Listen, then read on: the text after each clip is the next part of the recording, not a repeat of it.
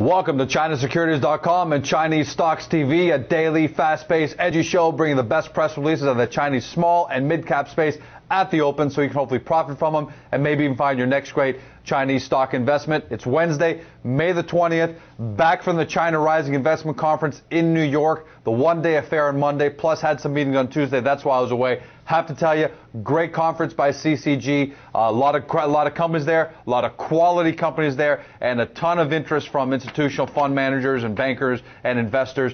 Great indication of where this industry should be going and what the sentiment is like. Very, very bullish, very, very optimistic. I like it. I've got two great press releases for you. Let's get straight to it. First up, 3S Bio trades on the NASDAQ under the stock symbol SSRX. They put out their first quarter numbers, obviously for the quarter ended March 31st. This is a China-based biotechnology company. They manufacture and market biopharmaceutical products. Revenues up 23.7% to about $10 million.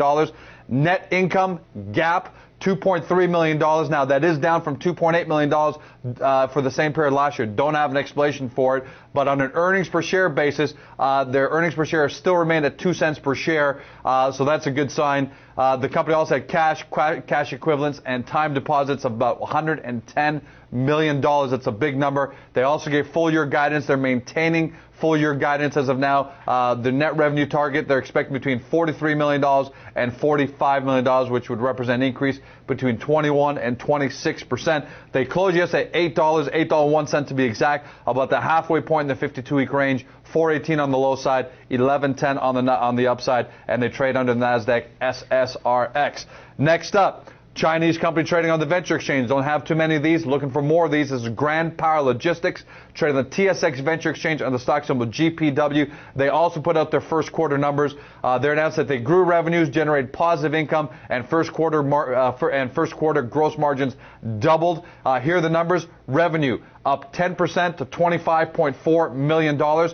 Gross profit, 123% increase to $2.5 million. Don't have a net income number, so go take a look at the press release to find out a little bit more. What do? They provide air freight forwarding and sea freight services, custom brokerage, logistics, warehousing, distribution. You get the idea. They're basically a soup to nuts transport company, and they're located in various regions in China, but particularly in the Greater Pearl River Delta, China's largest economic region. They closed yesterday at 25 cents on the venture exchange, way off their low of just 3.5 cents, still way off their high of 92 cents for 52 weeks, and that gives them a market cap of about $11 million.